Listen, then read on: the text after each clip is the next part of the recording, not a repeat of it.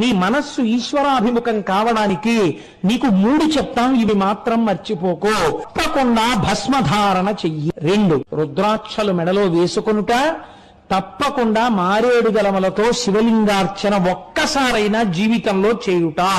ఇలా ఈ 3టితో పూజ చేయాలని పండితులైన వారు, జ్ఞానమున్నవారు, భక్తి కలిగిన వారు తాపత్రయపడుతూ ఉంటారు.